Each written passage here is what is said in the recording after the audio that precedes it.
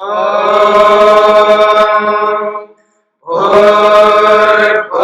स्वः तत्सवितुर्वरेण्यं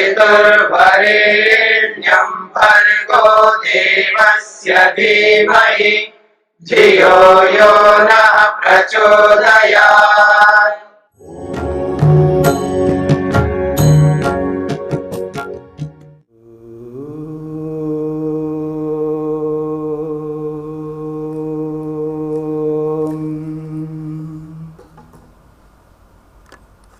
कैवल्यपाद के 32वें सूत्र तक विचार हुआ है।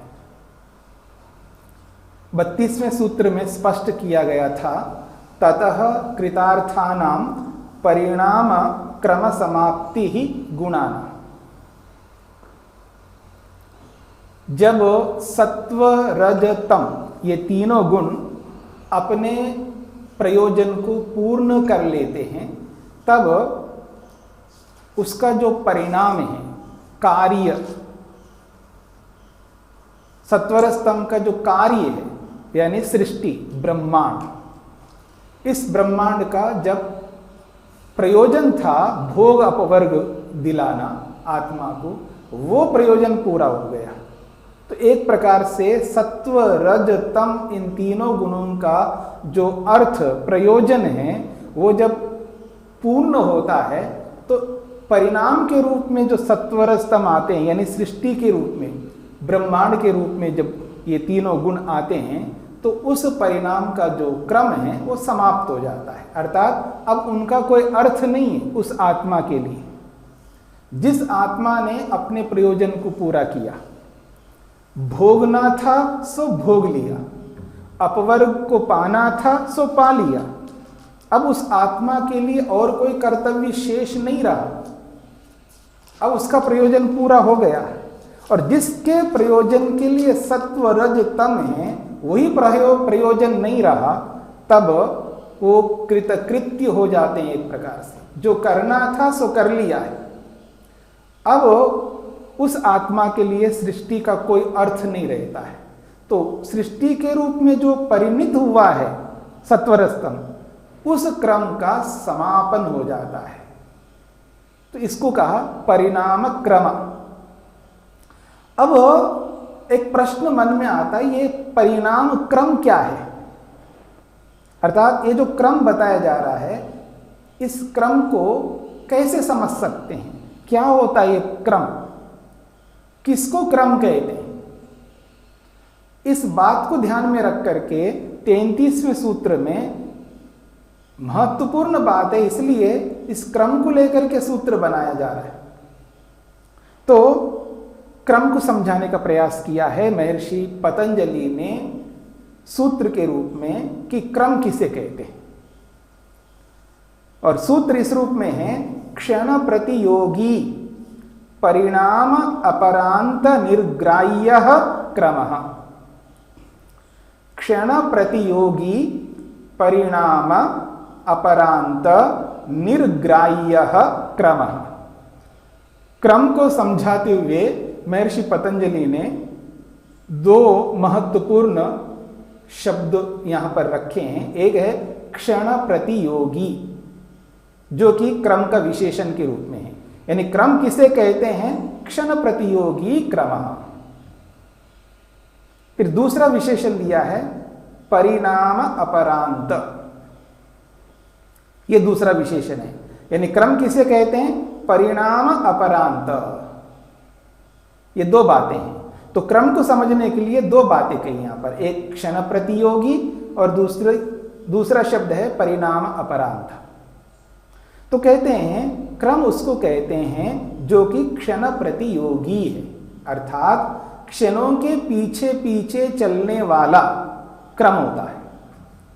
अर्थात क्षणों का अनुसरण करने वाला जो है उसी का नाम क्रम है। क्षण का मतलब जो समय है, समय का जो सबसे छोटा सा अंश है उसको क्षण कहते हैं। और इसकी चर्चा आपने पहले अनेक बार सुना है। तो कहते हैं जो क्षणों का काल का जो काल की जो प्रवृत्ति है, आप ऐसा कह सकते हैं, जो काल की प्रवृत्ति है, जो काल निरंतर चल रहा होता है, तो वो जो काल निरंतर चल रहा है वो क्षणों के कारण से, 1 क्षण, 2 क्षण, 3 क्षण, 4 क्षण, 5 क्षण, ऐसे एक के बाद एक के बाद एक, ऐसे क्षण निरंतर चलते रहेंगे। तो एक क्षण समाप्त हो गया तो दूसरा क्षण जब आएगा, तो एक क्षण का होना और उसका समाप्त होना, फिर जैसे वो समाप्त होता दूसरा क्षण का आना, तो दोनों के बीच में जो गैप है बहुत संक्षेप, उसी का नाम क्रम है। तो इसलिए कहा जा रहा है क्षण प्रतियोगी, क्षणों का अनुसरण करने वाला या क्षण के पीछे पीछे चलने वाला, क्योंकि क्षण समाप्त होते ही क्रम बनता है, क्योंकि इधर क्षण समाप्त हो गया, उधर अगला क्षण प्रारंभ होगा, उसके बीच का जो काल है यही क्रम है। ऐसे हर क्षण के बीच बीच में जो संक्षेप नगण्य सा एक छोटा सा अंश रहता है, जिसको आप गैप कहते हो, इसी का नाम क्रम है। एक के बाद दूसरा, तो एक के बाद जो दूसरा आ रहा है, दूसरा और पहले के बीच में थोड़ा सा तो गैप होगा ना, उसी का नाम है क्रम। तो 10 क्षण है तो 10 क्षणों के बीच में थोड़ा थोड़ा जो गैप होता है, जो स्पेस होता है थोड़ा सा, बहुत सूक्ष्मता से, उसी का नाम यहां पर क्रम है। इसलिए कहा जा रहा है क्षण प्रतियोगी, जो क्षणों का अनुसरण करने वाला है वही क्रम है। फिर कहा जा रहा है परिणाम अपरांत। परिणाम उसको कहते हैं जो वस्तु जिस रूप में है वो चेंज हो जाती है, बदल जाती है। जैसे सत्व सत्व के रूप में है, रज रज के रूप में है और तम तम के रूप में है। जो वस्तु अपने निज स्वरूप में विराजमान है, जब उस स्वरूप में थोड़ा सा अंतर आ जाता है, उसी का नाम है परिणाम। परिवर्तित स्वरूप, चेंज जिसको आप कहते हैं, बदलाव, बदलाव को परिणाम कहा। और वो जो बदलाव जहां समाप्त हो जाता है, जो बदलाव है वो जहां समाप्त होता है, जहां उसका एंड आता है, जहां उसकी सीमा आती है, उस सीमा को, उस समापन को यहां अपरांत शब्द से बोला है। तो परिणाम अपरांता, परिणाम की समाप्ति। तो परिणाम की समाप्ति से निर्ग्राह्य जो गृहीत होता है, परिणाम की समाप्ति से जो पता लगता है, जो दृष्टिगोचर होता है, परिणाम की समाप्ति से जो दृष्टिगोचर होता है, जो पकड़ में आता है, उसका नाम है क्रमः, वो क्रम है। तो दो बातें कही, क्षण प्रतियोगी और परिणाम अपरांता। ये दोनों ही क्रम को समझाने के लिए हैं। क्रम वो होता है जो क्षणों के पीछे पीछे चलने वाला होता है। क्रम उसे कहते हैं जो परिणाम की समाप्ति पर गृहीत होने वाला होता है, ग्रहण होने वाला होता है, उसका नाम है क्रम। यह है क्रम की परिभाषा। तो सूत्रार्थ ऐसा हुआ, क्षण का अनुसरण करने वाला, परिणाम के पश्चात जो गृहीत होने वाला है, उसका नाम क्रम है। अब इसी सूत्र की व्याख्या करते हुए महर्षि वेदव्यास ने इस बात को स्पष्ट करते हैं कि क्रम क्या होता है। और क्रम को समझाने के लिए कुछ ऐसे उदाहरण देकर के समझाने का प्रयत्न करते हैं कि परिणाम कहाँ होता है, परिणाम कहाँ नहीं होता है, क्रम कहाँ समाप्त होता है, क्रम कहाँ समाप्त नहीं होता है, क्रम के होते हुए भी क्रम समाप्त नहीं होता है, जहां क्रम है लेकिन समाप्त भी हो जाता है उस क्रम का। तो ये बहुत सारी बातें हैं, इन सब बातों को यहां पर इस क्रम के प्रसंग में समझाने का प्रयास करते हैं। महर्षि वेदव्यास कहते हैं ये जो क्षण प्रतियोगी है, इसको समझाते हुए लिखते हैं क्षणांतरियात्मा, क्षण अंतरियात्मा, यानी क्षण के बाद में आने का स्वरूप वाला है। यानी क्रम कहां होता है, क्षण के बाद में आता है, तो इसलिए कहा है क्षणांतरियात्मा, क्षण के पीछे आने वाला। जो क्षण है उस क्षण के बाद में प्रतीत होने वाला, वो है क्रम।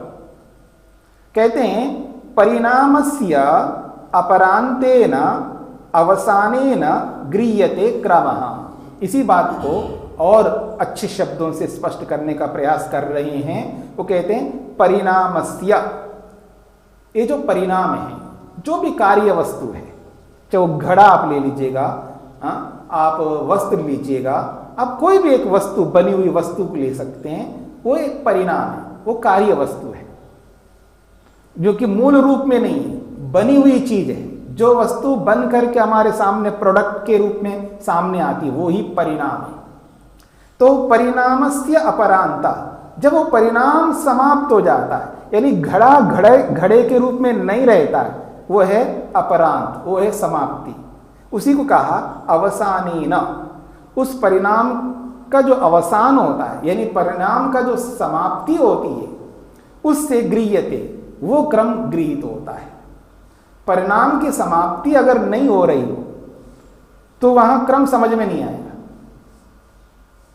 अब जब घड़े को देखेंगे तो आज ही आप स्टोर से खरीद करके ले आए तो नया नया घड़ा दिखेगा, बिल्कुल नया घड़ा है, उसमें वो जो परिणाम है, उसका जो क्रम है, वो आपको समझ में नहीं आएगा। लेकिन धीरे धीरे क्षण पर क्षण बीतता जाए और एक दिन निकल गया, एक सप्ताह निकल गया है, एक पक्ष 15 दिन निकल गए हैं, एक महीना निकल गया है, 3 महीने निकल गए हैं, 6 महीने निकल गए हैं, तब आपको वो समझ में आता है कि जब वो समाप्ति की ओर जा रहा होता है, वो जो परिणाम है वो समाप्ति की ओर जा रहा है। वो कार्य पदार्थ के रूप में वो नया नूतनपन आपको दिखाई नहीं देगा, उसमें पुरानापन आने लगता है। उस पुरानेपन से आपको प्रतीति होगी वो क्रम, क्योंकि ये जो पुराना हुआ है ये बिना इस क्रम के नहीं होगा। मतलब एक एक क्षण बीतते एक के बाद एक ऐसा करते जो 6 महीनों को आप जब जोड़ोगे तो 6 महीनों के बीच में जो गैप है, 1 दिन 2 दिन 3 दिन, ये जो जिसको आप क्रम कहते हो, वो जो क्रम तब आपको प्रतीत होगा, उसके बिना क्रम प्रतीत नहीं हो पाएगा। इसलिए कहना चाह रहे हैं परिणामस्य अपरांतेन, परिणाम की समाप्ति से, अर्थात उस अपरांत को बोला है अवसानेन, अर्थात परिणाम की समाप्ति से क्रमः गृह्यते, क्रम जो है पकड़ में आता है। अब वो घड़े को सामने रखिएगा, इसी प्रकार का उदाहरण महर्षि देना चाह रहे हैं। वो कहते हैं नहीं अननुभूत क्रमक्षण पुराणता नवस्य वस्त्रस्य अन्ते भवति। वो कहते हैं मैंने आपको घड़े का उदाहरण दिया है और यहां महर्षि वेदव्यास ने एक वस्त्र का उदाहरण दिया है। वो कहते हैं न ही अननुभूत क्रमक्षण, क्रमक्षण का मतलब है ये जो क्षणों का जो क्रम है, जो क्षणों का जो क्रम है वो क्रम, उस क्रम को हमने नवस्य वस्त्रस्य अन्ते, नए वस्त्र के समाप्ति पर, अर्थात उसकी पुरानता में, वो जो क्रम है वो तभी अनुभूत होता है जब ये पुराना हुआ है। नवस्य वस्त्रस्य अन्ते, नए वस्त्र के अंदर पुरानता, ये जो पुरानापन है, ये पुरानापन बिना अनुभव किए क्रम की अनुभूति नहीं होती। जब वस्त्र नया है, उस नए वस्त्र के अंदर पुरानापन आता है, तभी आप उस क्रम को अनुभव कर पाएंगे। उसके अंदर पुरानापन आया नहीं है तो आप उस क्रम को अनुभव नहीं कर सकते कि ये इतना पुराना है। ये कैसे बोलोगे? वो क्रम के आधार पर ही बोलोगे। और जो क्षणों का क्रम है ना, ये जो 6 महीने का, साल भर का समय आप लीजिएगा। कोई वस्त्र 6 महीने में ही पुराना हो जाता है, कोई वस्त्र साल भर में हो सकता है। तो चाहे वो 6 महीने का हो या साल भर का हो, जब आप 1 साल भर का, जब 1 साल हो गए जी इस कपड़े को, जब ऐसा बोलते हो तो वहां क्रम के आधार पर ही बोल रहे हो। ये 1 साल का कपड़ा है, ये इसको लिए हुए 1 साल हो गए जी, ऐसा तभी आप बोलोगे जब आप उसके क्रम को अनुभव कर रहे होते हो। नहीं तो वो 1 साल पूरा कैसे करोगे आप? वो क्रम के आधार पर ही आप 1 साल को पूरा किया आपने, बस यही क्रम है। मतलब एक एक दिन को आप जोड़ते गए ना, तो पहला वाला दिन या दूसरे वाला दिन, उसके बीच में जो गैप है, ये इसके बाद ये है, इसके बाद ये है, ये दूसरा दिन है, ये तीसरा दिन है, ये चौथा दिन है। तो ये जो एक के बाद एक के बाद एक जो ला रहे हो, यही तो क्रम है। इसी क्रम के आधार पर आप बोल रहे हो जी ये वस्त्र पुराना हो गया है। तो पुरानापन बिना क्रम के अनुभव नहीं हो सकता, ये कहना चाह रहे हैं। तो कह रहे हैं नहीं अननुभूत क्रमक्षण पुराणता नवस्य वस्त्रस्य अन्ते भवति। इसको अन्वय के रूप में ऐसा आप समझ सकते हैं कि नवस्य वस्त्रस्य अन्ते, नए वस्त्र के अंदर पुराणता, ये जो पुरानापन है, नहीं अननुभूत क्रमक्षण भवति। वो कहते हैं इसका जो पुराणता या पुरानापन क्षणों के क्रम को अनुभव किए बिना नहीं हो सकता। अब कह रहे हैं नित्येषु च क्रमः दृष्टः। जो नित्य पदार्थ हैं, ये तो अनित्य पदार्थ की बात हो रही है। यानी चाहे वस्त्र हो, घड़ा हो, मकान हो, कोई भी बनी हुई वस्तु हो, उसमें तो हमको एकदम दिखाई दे रही है कि ये पुराना हो गए, तो हमको क्रम समझ में आता है। लेकिन जो नित्य पदार्थ होते हैं उसमें भी एक क्रम होता है। जो नित्य पदार्थ हैं उनमें भी एक क्रम होता है। तो इसलिए कहना चाह रहे हैं नित्येषु च क्रमः दृष्टा, नित्य पदार्थों में भी क्रम देखा जाता है। और फिर कह रहे हैं नित्य भी दो प्रकार का होता है। इसलिए कह रहे हैं द्वयी च इयम नित्यता। ये जो नित्यता है, नित्यपन है, ये दो प्रकार का है। कूटस्थ नित्यता, परिणामी नित्यता च। एक नित्यता वो है जिसका नाम दिया है कूटस्थ नित्य। नित्य के साथ में एक विशेषण जोड़ा है कूटस्थ। कूटस्थ का मतलब है जो जैसा है वैसा ही रहेगा, उसमें कोई चेंजेस नहीं आते। अपरिवर्तनीय नित्य ऐसा कह सकते हैं आप। कूटस्थ का मतलब है अपरिवर्तनीय, जिसका परिवर्तन नहीं हो सकता। अपरिवर्तनीय, जिसके अंदर कोई बदलाव नहीं ला सकते। अनचेंजेबल, आप इंग्लिश में बोलना चाहें अनचेंजेबल, जिसको चेंज नहीं कर सकते, उसको यहां पर कूटस्थ नित्य कहा है। दूसरा वो है परिणामी नित्यता। ये बदलने, नित्य तो है लेकिन बदलता है, बदलाव भी उसमें हो रहा है लेकिन फिर भी नित्य हो। ये समझने वाली बात है, बदलाव भी हो रहा है फिर भी नित्य है। इसको कहते हैं परिणामी नित्यता।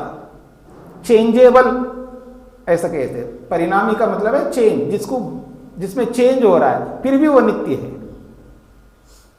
तो कह रहे हैं कूटस्थ नित्यता, परिणामी नित्यता, दो प्रकार की नित्यता है, दो प्रकार के नित्य पदार्थ हैं। तत्र कूटस्थ नित्यता पुरुषस्य। जो वस्तु कूटस्थ है अर्थात जिसमें चेंज नहीं हो सकता, वो आखिर वो वस्तु कौन सी है? तो कहते हैं पुरुषस्य, पुरुष की है वो कूटस्थ नित्यता। अर्थात चेतन, लिविंग बीइंग जो भी है, जो भी जिसको आप चेतन कहते हो, उसमें कूटस्थ नित्यता है, उसमें कोई चेंज नहीं होता, जैसा है ऐसा ही रहेगा। अनचेंजेबल, जिसमें बदलाव नहीं हो सकता, वो है पुरुष यानी आत्मा। फिर कह रहे हैं परिणामी नित्यता किसको कहते हैं? वो कह रहे हैं परिणामी नित्यता गुणाना। ये जो परिणामी नित्यता है ये गुणों में, गुण का मतलब यहां पर सत्व रजतम। और जैसा कि मैंने अनेक बार आपके सामने इस बात को स्पष्ट रख दिया था कि गुण शब्द द्रव्यवाची भी होता है। तो यहां जो गुण शब्द है ये द्रव्यवाची है। गुणानाम का मतलब है सत्व रज तम द्रव्यानाम। जो सत्व रज तम रूपी जो द्रव्य है उनके अंदर परिणामी नित्यता होती है। अब आगे बढ़ते हैं। यस्मिन परिणम्यमाने तत्वम न विहन्यते तन्नित्यम। नित्य को बताया जा रहा है कि नित्य किसे कहते हैं। आखिर किसी को आप नित्य कहते हैं, वो नित्य किसे कहते हैं? तो सत्वर स्तंभ को ध्यान में रख करके नित्यता की परिभाषा की जा रही है। वो कहते हैं यस्मिन परिणम्यमाने, जिसके बदलने पर, जिसके बदल जाने पर तत्वम न विहन्यते, उसका जो मूल स्वरूप है उसमें कोई चेंज नहीं होता। यस्मिन परिणम्यमाने, जिसको बदलने पर, उसका जो मूल स्वरूप है, मूल तत्व है, जिसको रॉ मटेरियल के रूप में आप समझ सकते हो, जो रॉ है वो परिवर्तित नहीं होता, वो वैसा का वैसा रहेगा। यानी सत्व है तो सत्व सदा सत्व के रूप में रहेगा, उसमें कोई चेंज नहीं होगा। रज रज के रूप में सदा रहेगा, उसमें कोई बदलाव नहीं होगा। तम तम के रूप में सदा रहेगा, वो कभी बदलेगा नहीं है। तो वो जो मूल तत्व है उसमें कोई बदलाव नहीं होता है, उसको नित्य कैसे कहते हैं। ऐसी परिभाषा की है कि यस्मिन परिणम्यमाने, जिसको बदलने पर, जिसको बदला जाने पर, तत्वम न विहन्यते, यथार्थ रूप में जो वस्तु जैसी है मूल रूप में वो वैसी बनी रहेगी, वो बदल नहीं पाता, उसी का नाम नित्य है, ऐसा कहा जा रहा है। फिर बदलता क्या है? जब मूल स्वरूप तो वैसा का वैसा रहता बोल रहे हो, फिर भी बदल जाता है, ये क्या सिस्टम है? एक ओर से बदलना भी बोल रहे हो, एक ओर से वो वैसा ही रहता है। अब इस पर आप विचार करके देखिएगा। एक मोटी सी बात है, दो अणु ले लीजिएगा, दो अणु ले लीजिए, यानी दो सूक्ष्म तत्वों को ले लीजिएगा, दो कणों को ले लीजिएगा। वो कण जैसा वैसा रहेगा। तो इस बात को समझने का प्रयत्न करेंगे आगे कि जिसके बदल जाने पर मूल तत्व नहीं बदलता, इसको और आगे समझेंगे।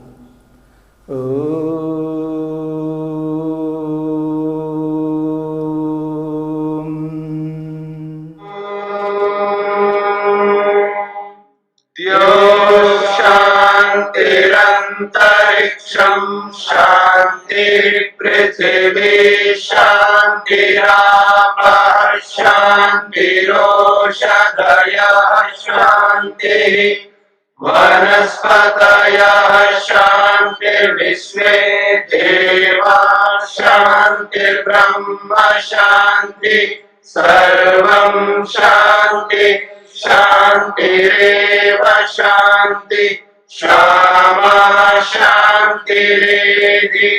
ओम शांति शांति शांति।